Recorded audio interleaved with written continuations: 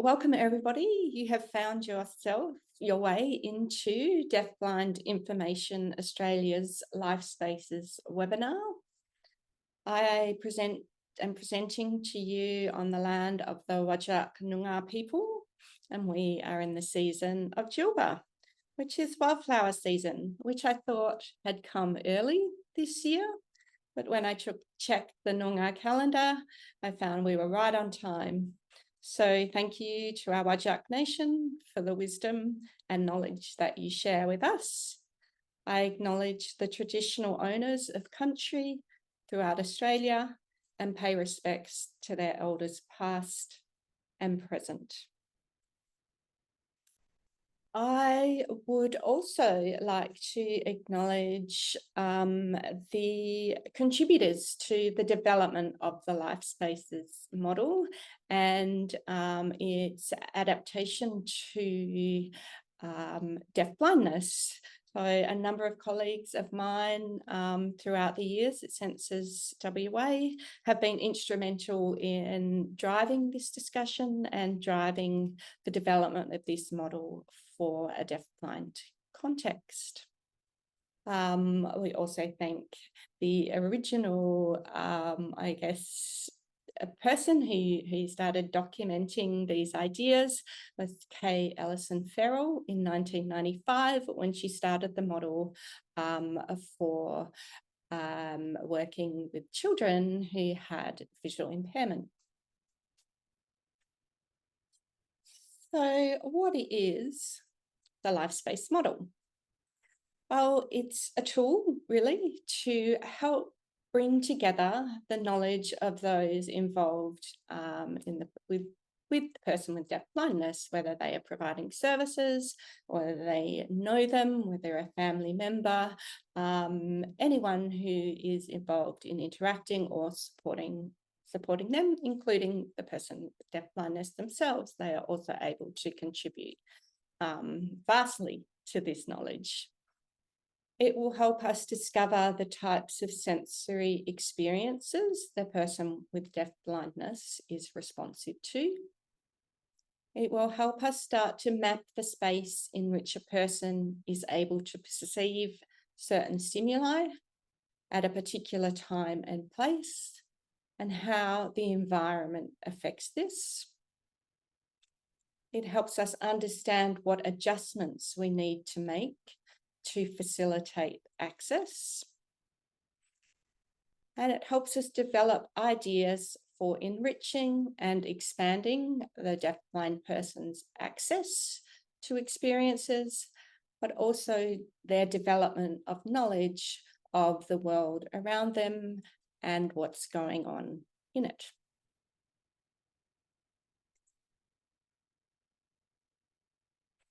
So firstly, I'm going to take you through an example for someone who has full vision, full hearing, and full perception of the other senses. And then I will take you through a hypothetical example of someone with deafblindness. So I start by explaining each space. And the first space that we talk about is the auditory space. So this is a space around a person in which if a sound occurs, they can hear it or perceive it. So in a typical the auditory space of someone with full hearing, that's a very large space that extends well beyond their body. And in all directions. It's a three-dimensional space, and you can see that represented in the next diagram.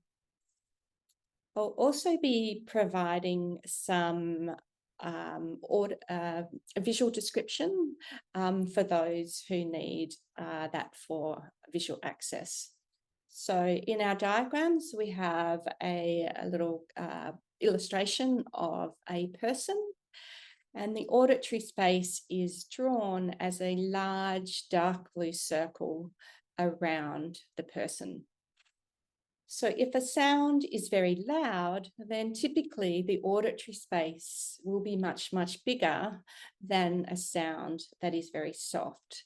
So a very soft sound has to be much closer to a person for them to hear it.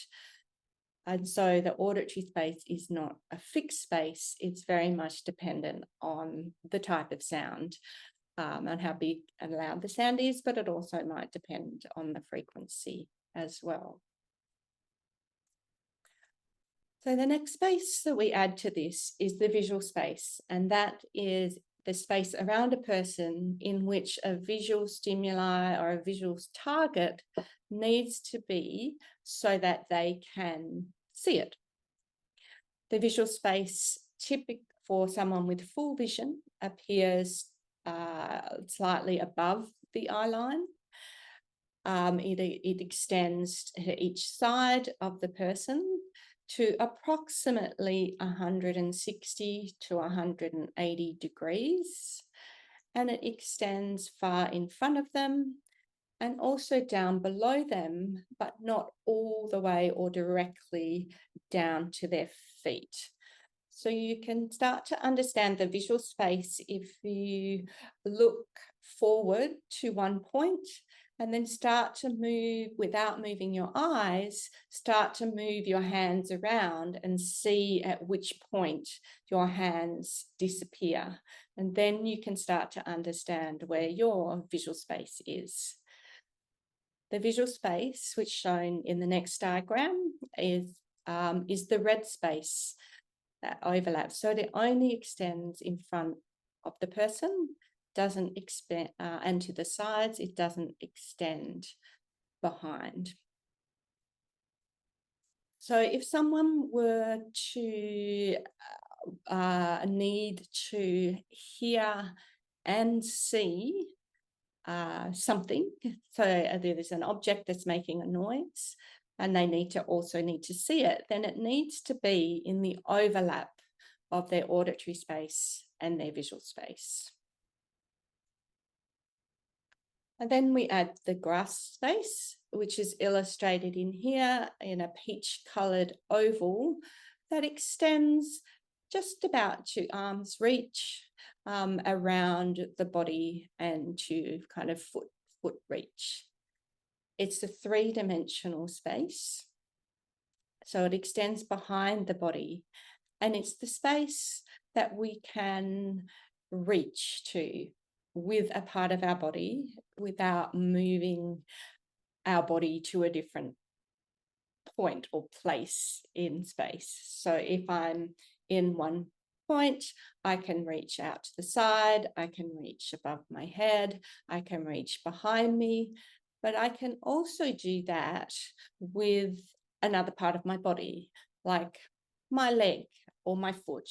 I can reach out and touch things or grasp things or manipulate things with other parts of my body. That's the grass space. And if I want to be able to see, hear, and reach for something, it needs to be in the overlap of those three spaces.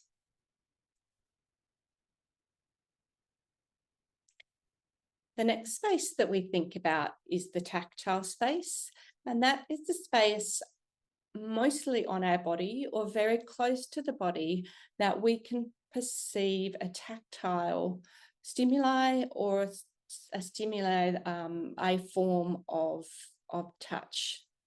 So that touch could be pressure, it could be heat, it could be texture, it could be cold, so heat and cold or temperature. So we could perceive temperature, pressure, texture through our skin or on our body. The reason it doesn't necessarily have to be in direct contact with the body is that we can sense temperature and things like wind that is moving. We can feel that on our skin, we can feel that on our body without actually being in contact, direct contact with our body.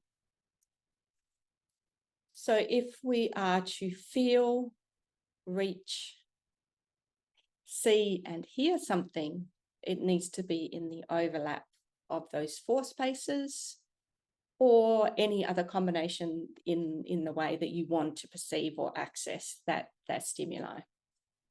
So if you wanted to reach for something that you could hear, but you didn't necessarily need or want to see it or feel it on your skin, you could just then have it in the overlap of the grass space and the auditory space. And the tactile space is, again, a space that extends all around the body, including the back of the body as well. And that's shown by a very pale grey outline on the diagram all around the body and close to it.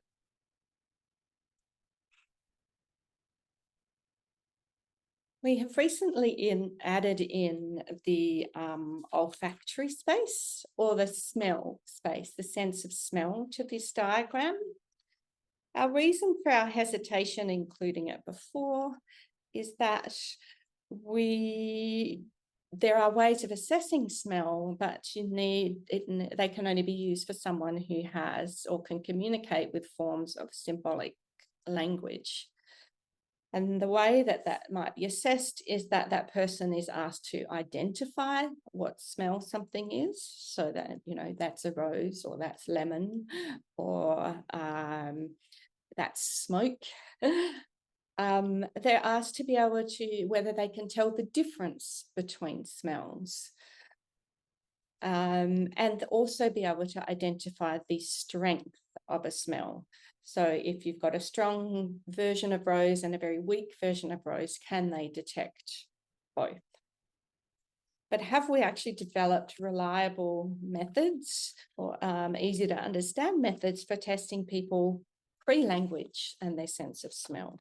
What are we observing, and how do we know that they're smelling it? But we decided to include it anyway, because smell can be a powerful tool for orienting to place, to an event, and to a person, because of the distinct smells that might happen or be associated with any of those things. The smells, neurologically, smell has a direct route to the regions in the brain related to emotion and memory. So therefore, smell may be a powerful sense in evoking emotion and recalling memories. So I think it's definitely worth thinking about. And that is represented by a very large aqua circle or sphere around the person. So the olfactory smell, or the smell space, is a three-dimensional space that potentially extends very, very far beyond the person, because potentially we can smell a bushfire that's kilometres away. We can smell things that are across the street. And the smell doesn't necessarily have to be close by us for us to be able to detect it. So then we have our olfactory space, and there's one more space that we consider in this model, and that is what we've called the internal state. And that is actually a physiological state inside us. And that state can change with all sorts of things, including health and how well or ill you are, neurology, in terms of how your neurology is affecting how your body functions. For example, you might experience epileptic seizures, and during an epileptic seizure, your internal state changes so much that it might affect your other senses and how they're working. The internal state could also be an emotional state. So your emotions change things in your body and change or affect how you might perceive things. And the internal state can also be affected by things such as medications. So anything that can change something inside our body, we refer to as the internal state. And potentially, I'll go back to my example of an epileptic seizure. During some seizures, a person can become quite unresponsive and not be able to perceive most of the other stimuli or senses, and so that has the effect of actually reducing or removing the other spaces. So there's all our spaces together on the diagram. I'm now going to describe a theoretical deafblind example, and I encourage you to start mapping or think about somebody that you know with deafblindness, or maybe even someone you know that you suspect deafblindness, and start kind of mapping and noting things that you know about that particular space. So here's our child with deafblindness. And there's the typical or the full hearing auditory space. But for this child, what we know so far or have noticed so far is that when a sound is above 60 decibels, they seem to respond to it or react to that sound. But you can see we haven't actually included much more information beyond that, but we certainly could, particularly as we get information from people who assess hearing and other people who are observing that person regularly and observing their responses to their environment.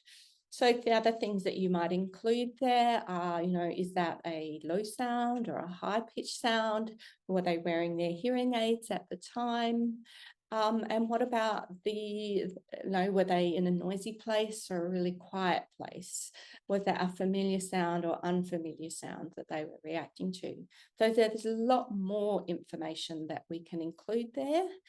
And in our next webinar, we'll be discussing who in the deafblind team can help you understand these spaces and get more information about these spaces as well.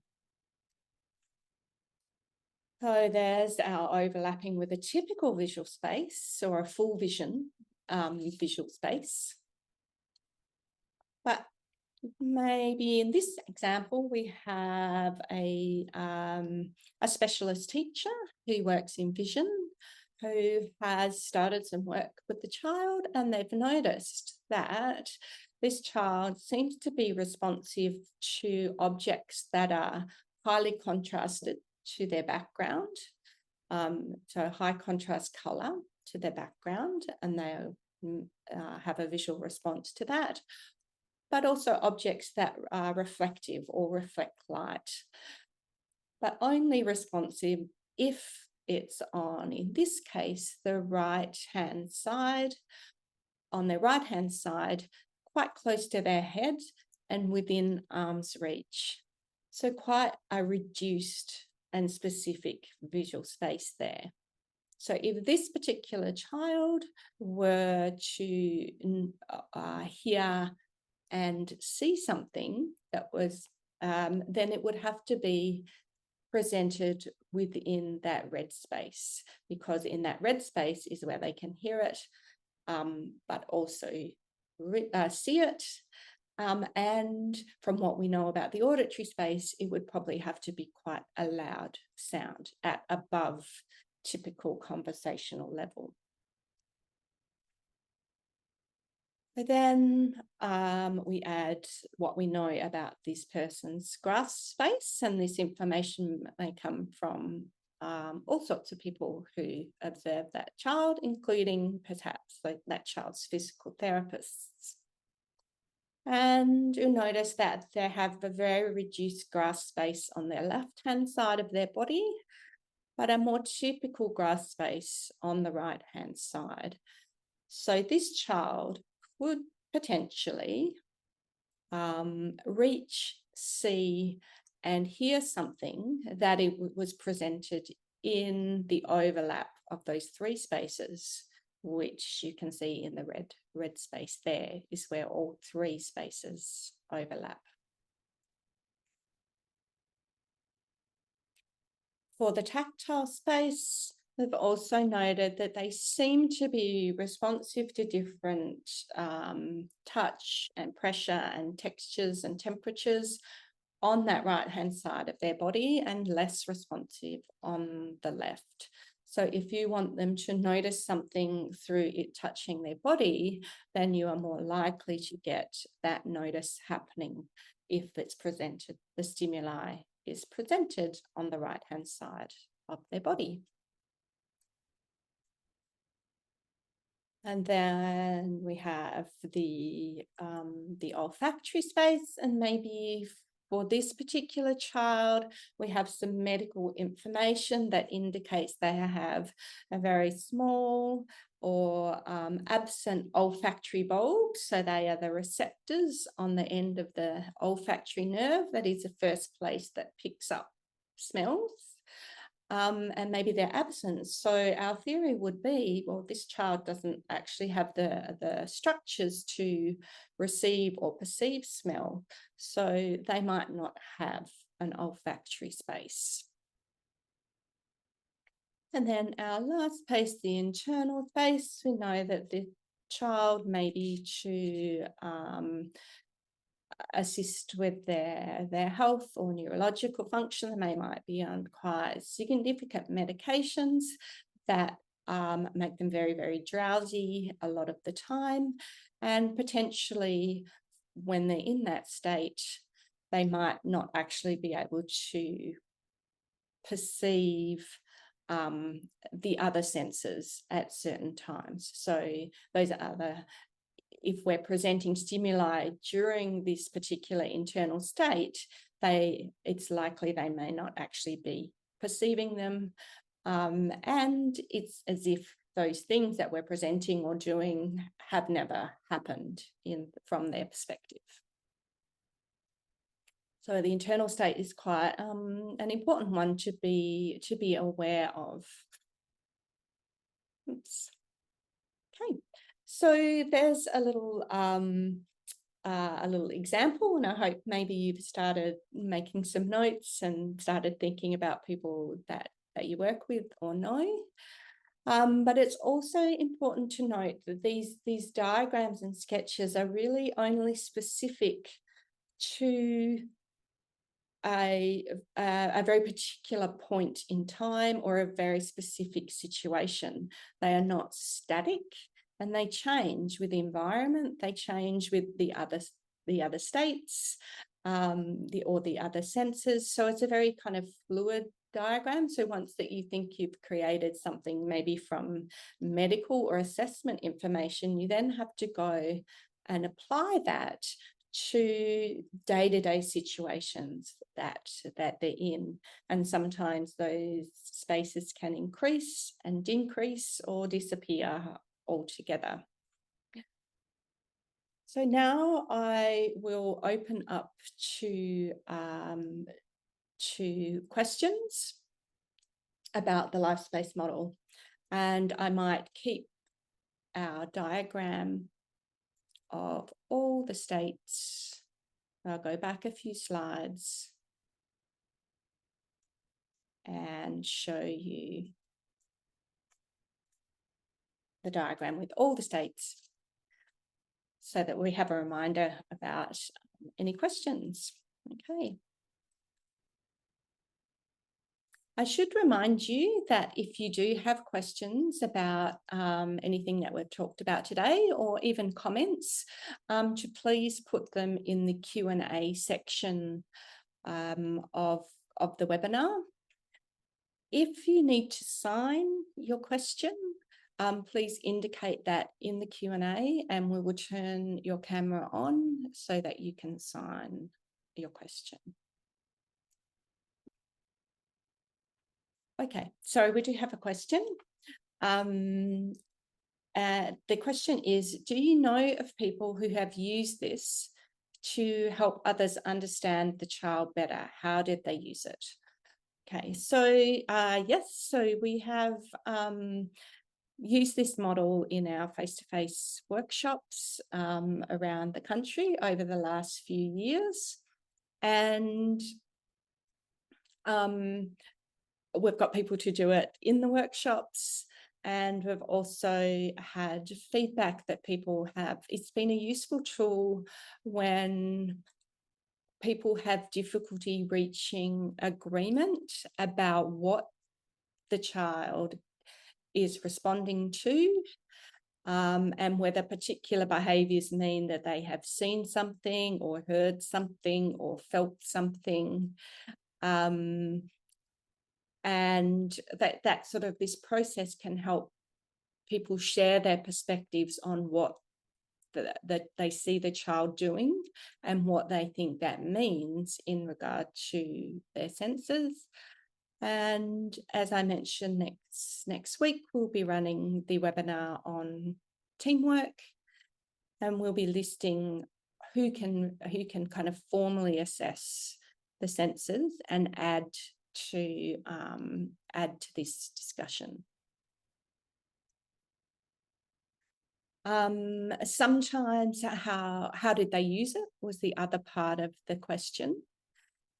And sometimes they might be thinking about a specific situation, or they see the child reacting in a specific way and they go, okay, so what do we know about this situation, and what's happening in the auditory space here? So what are all the sounds happening, and do we think that child or person can actually perceive any of those, and is this reaction we're seeing to the sounds? And then they might look at the visual space and what's happening visually, and they say, okay, can we work out what they might be responding to visually in this particular experience, and go through each of the senses and try and come to some sort of hypothesis about, okay, this action that we're seeing might be a response to what they're hearing, but maybe also the vibration that sound is making as well in the kind of the tactile space. The other way that they might use it is to try and determine whether a particular experience or learning experience that child has is actually accessible to them or not. So there might be some teaching materials that have been chosen, and they go, okay, well, what do we know about their visual space, and what are the visual characteristics of this thing that you're presenting? And we actually think from our observations that, yes, that visual target is accessible to them, or no, it's actually not. So they're not actually able to learn from anything that they're seeing. So what else can we provide them that is going to give them some useful information about this experience that they can perceive? So is that information going to be channeled through the sense of touch, for example, or are there aspects of the auditory space that they could be using to understand that? And maybe they're not reaching for it because it's not actually within their grasp space, or maybe it's not actually within their visual space. But if it was, then they would be reaching and interacting with that object or that experience. So that's some examples how people might use the model. So how would you approach mapping out a life space diagram for a child with fluctuating hearing and vision? So there's probably two answers I'd give to that. Is there an actual known physical cause for fluctuating hearing and vision? So, for example, maybe fluctuating hearing might be as a result of some middle ear pathology, so some clogging up of the middle part of the ear, temporarily reducing access to the sound that they would usually have when the fluid was not in their ear. So then we would want to be aware that their hearing could go up and down, and we would want to be alert to the fact that it could be changing. And so then you might do a little kind of representation of here they are when their hearing is at its, I guess, highest levels or is most functional for them. And here's how it is when their auditory space is affected by, some middle ear infection or increase in fluid. So it might be two representations, and this is what we need to do for the auditory space in terms of when the hearing's like this versus when it's like this. And, are their hearing technologies able to be adjusted, or we know that maybe in some situations their hearing technologies are not going to be useful at times of lower hearing levels or lower hearing thresholds.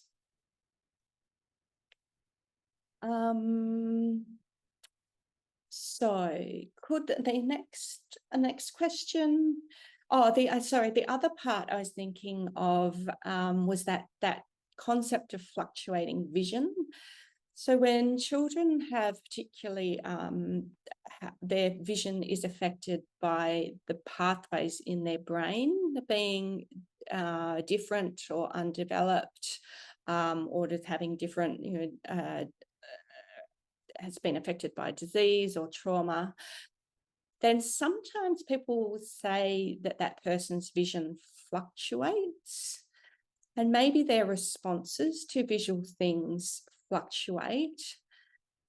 And maybe it's actually the environment that's changing, that is changing their access to what they're seeing. So maybe their visual state can be fairly consistent. It's just that what's happening around them is changing how they're able to use their vision in those situations. So that's another whole discussion again for the team and the team members with, I guess, specialist vision knowledge.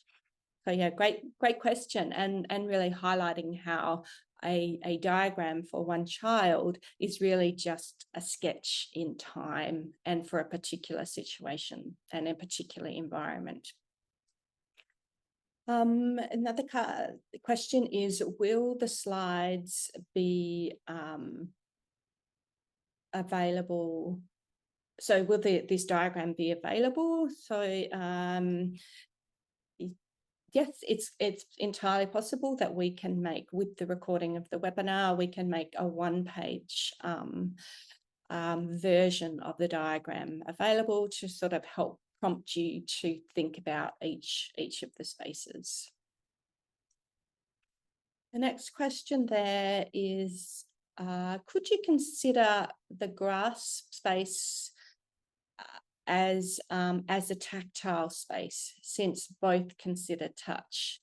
Is it important to distinguish between the two?